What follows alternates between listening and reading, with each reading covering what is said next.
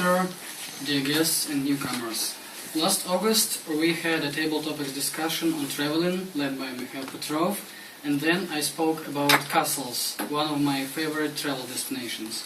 To tell you the truth, I'm really castle addict, because before every journey I browse the internet and find some castles in the country which I want to go, and to tell you the truth, I find these castles. Since my project is called Get to the Point, my today's point is all about castles. Derived from the Latin word castellum, which means fortified place, castle means a fortified structure built in the Middle Ages by the nobility. Though castles were built in the Middle East, in Japan and other regions of the world, the word castle is primarily known for part of European culture and part of European civilization. Castles originated in 9th and 10th centuries after the fall of Carolingian Empire, when individual lords and princes wanted to protect their own lands, their own territories, so they built castles to have base for military raids against their enemies and to have protection against their enemies on their territories. Early castles were built from earth and timber, but later they were replaced by stone constructions. At the turn of 12th and 13th centuries, there were some construction changed because early castles were just like that.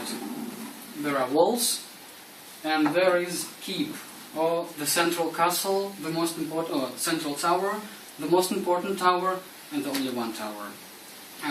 But then more tight-knit castle building approach was developed, and now we had more towers where arms and food could be kept.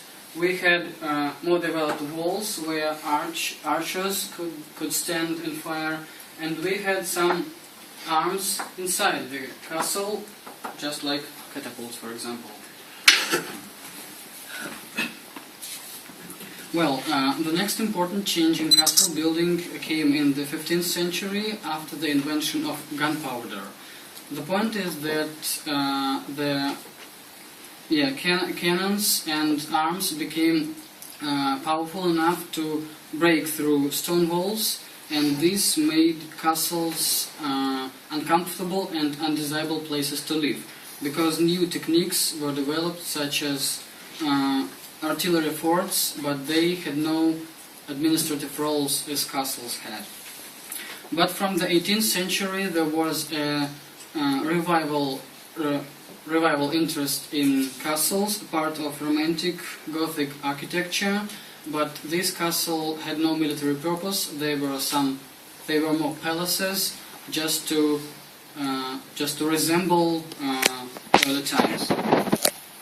And during my journeys, I have visited many castles, and here is my top 5. There won't be any number 1 and number 2, because I like all these castles and I cannot put them either on the first or on the last place.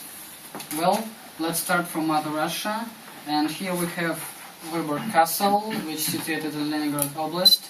It was constructed in 1290s by Kingdom of Sweden, and the most remarkable thing about this castle is that it's the only one castle in Russia built by European technologies and according to European castle building approach.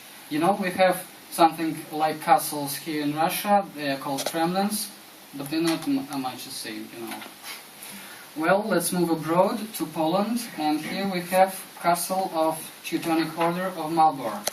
It was constructed for a long time. It was completed in 1406, and from this time it was and it has been the largest brick castle in the world, and now it's the largest castle in the world by surface area. The Teutonic Order built this castle and named it Marienburg, or Mary's Castle. Unfortunately, the castle was badly damaged during the Second World War, but fortunately it was repaired and now it's even included in UNESCO World Heritage List. Well, now move to the Central Europe, to the Czech Republic. Here we have Gothic Karlstein Castle. It was founded in 348 by Charles IV, who was Holy Roman Emperor-elect and King of Bohemia.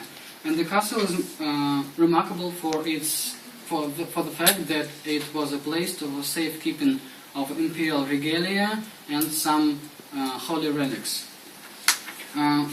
Well, our next stop is Germany, Bayern, where the beautiful and magnificent Neuschwanstein Castle is situated. It was built by King of Bavaria Ludwig II. It was funded from his own fortune rather than Bavarian public funds. And one of the most remarkable things about this castle is that it was the inspiration for the Disneyland's Sleeping Beauty Castle. And the last but not the least is Hohenwerfen Castle in Austria, which is situated near the city of Salzburg. I like this castle because of splendid views which you can take from it. You see, the castle is all surrounded by Alps, and from it you can have a perfect view on the mountains, on the city of Werfen where it's situated, and on the river where it is. And here you can see this beautiful picture. So, in conclusion, I'd like to say that today castles are used as museums, and thanks to that we can visit them, and moreover they are used as restaurants and even hotels. So, if you'd like to have a journey which you will remember, you can book a castle hotel. Thank you very much for